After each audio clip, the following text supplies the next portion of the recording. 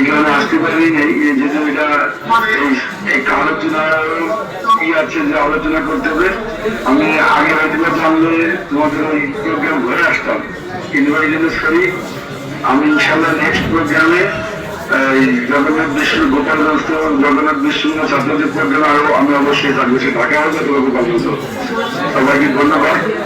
তোমরা সবাই আজকে সুন্দরভাবে ইফতার আয়োজন করছো, তোমরা সবাই উপভোগ করো। আমি যেহেতু সময়ের ব্যস্ত আসতে পারি, এই জন্য আন্তরিকভাবে দুঃখিত। আগামী প্রোগ্রামে আমি তোমাদের পাশে থাকবো ইনশাল্লাহ। সবাইকে ধন্যবাদ। আল্লাহ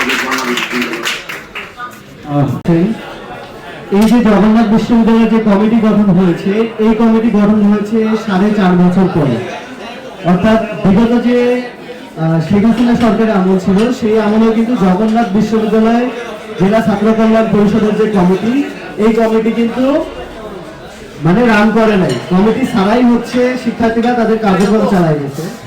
তো এটা একটা সাহসী পদক্ষেপ ছিল, সকলের সাথে আলোচনা করে এই কমিটিটাকে আবার পুনরায় চালু করা।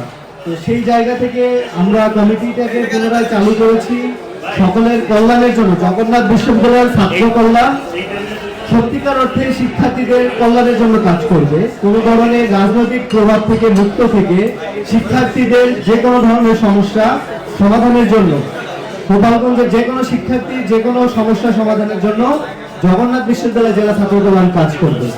তবে অনেকেই হয়তো আশা করেছিল যে এখানে আমাদের গোপালগঞ্জের যে 3টা আসনের এমপিরাই থাকবে। তোমরা একজন বিশ্ববিদ্যালয়ের শিক্ষার্থী হিসেবে অবশ্যই জানো যে সংসদের অধিবেশন শুরু হয়েছে এবং যারা এমপিরা আছেন তারা বিভিন্ন কাজে ব্যস্ত হয়েছেন। গোপালগঞ্জ 2 আসনের এমপি আমাদের সঙ্গে ভিডিও কলে কথা বলেছেন এবং 3 জনের সঙ্গে আমাদের কথা হয়েছে। আমরা 3 জনকে দাওয়াত দিয়েছি। তারা এই প্রোগ্রামে থাকতে না পারলে পরবর্তীতে যারা 21 ব্যাচ আছে তাদের যখন বরণ করে নেওয়া হবে তারা সেখানে থাকবেন, এই কথা আমাদের দিয়েছেন। আমরা আশা করি সেখানে তাদের পাবো। আচ্ছা, এখন ইফতারের সময় হয়ে গেছে, আমি আমার বক্তব্য এখানে শেষ করছি। সর্বশেষ একটি কথা, গোপালগঞ্জ জেলা ছাত্র কল্যাণ জগন্নাথ বিশ্ববিদ্যালয় সত্যিকার অর্থে শিক্ষার্থীদের কল্যাণে কাজ করবে। রাজনৈতিক প্রভাবের বাইরে গিয়ে শিক্ষার্থীদের কল্যাণে যা করা সেটা করবে। এই বলে আমি আমার বক্তব্য শেষ করছি। ধন্যবাদ সবাইকে। একটা কথা বলে ছেড়ে দিব।